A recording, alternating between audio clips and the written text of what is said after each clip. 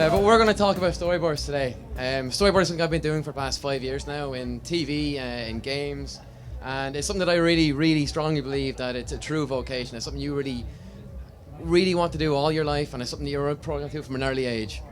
I think the first time my parents asked me what it was I wanted to do when I was a kid, my answer was I wanted to draw Spider-Man and dinosaurs. Now, I haven't quite gotten to draw Spider-Man and dinosaurs professionally yet, but I do get to blog them once a week on my blog, so I'm up there. And I have been really lucky where I've gotten to work on franchises that I really adored as a kid, and for consoles that I adored when I was a kid, and for programs that I still watch and adored as a kid. But no one really knows what a storyboarder is. It's kind of really esoteric, and it's only really known within the industry. And it's a question I get asked all the time. And what a storyboard is, it's essentially an illustration of the script. But it's a strong illustration. And once the storyboard has been illustrated, no one should have to refer to the script anymore. So with that in mind, it's kind of an important part. If the storyboard isn't strong, it's like the foundations of a house. The house isn't going to get better the more you build on poor foundations, and the film star or the TV is not going to get better the more you start building on a poor storyboard. So make sure the storyboards are right. If it's not right, you can really end up with a film that becomes so bad it's famous and loved by everyone now. We all know what kind of films they are. Sharknado was alright, it's not the worst of them, but we all know where I'm going with it. Storyboarding has a language of its own, just like every other medium. It's a misconception to think that a storyboard is actually a comic book version of a film. It's not. They're very different. They use different things to say different ways, many different ways. You wouldn't have to see a panel in a comic book with that kind of stuff. It's something you see wrong in portfolios all the time, a lot like this one. The 180-degree rule is a big one that gets broken in just about every portfolio I've ever seen, ever. And it's a rule that can make or break a scene. And what I want to talk about the scene is, we're all familiar with Gollum in Lord of the Rings, how he's talking to himself, and was Gollum and Smeagol. And they storyboard in a way where it looked like two people were talking to each other.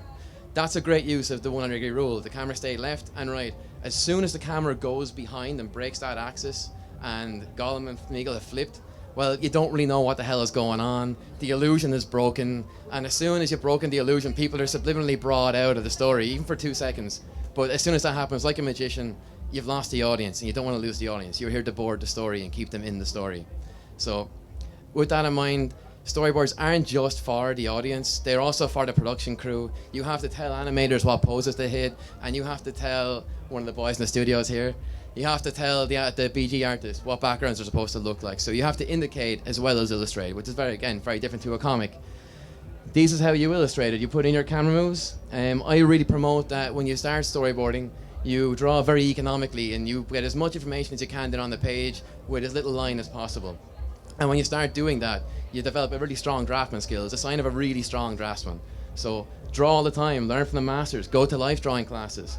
Spend loads of time out in cafes, in bars, on streets, in pitches, just drawing people. I've millions of sketches of people and they have no idea I have all these sketches of them. It doesn't make you a big stalker or weirdo. That's what you have to do as a storyboarder. That's how you learn. It's like the rugby player lifting weights when he's not on the pitch. You have to do it to get better. And it's a really important thing. It is a bit weird though, but you'll get over it.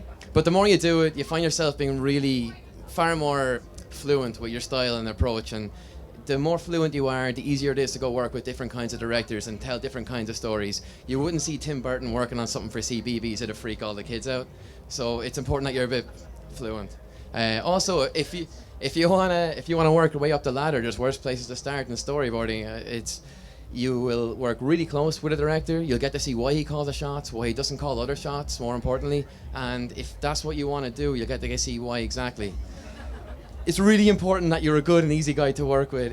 Animation, just like Ireland, is a really, really small industry. If you're not hitting your deadlines, if you're difficult, people are going to talk and everyone's going to hear about it and you're going to struggle to get your next job. So be nice, it's really easy. This is the biggest, most important part I can really talk about. You have to share the wonder with the audience. In a world where almost being a hater is almost a fetishism now, and it's easy to say why you don't like something. It's not easy to say why you like something. That's not okay. What you really want to do is tell everybody why you want to grow up and draw Spider-Man and dinosaur for the rest of your life. Albert Einstein's a smart guy. I think this quote rings true with modern film all over and over and over. And maybe if you're a good storyboarder, you can tell the hater and you can share the wonder with the hater, and maybe you can change their mind. And if you can do that, then you have done your job pretty well. Thank you very much.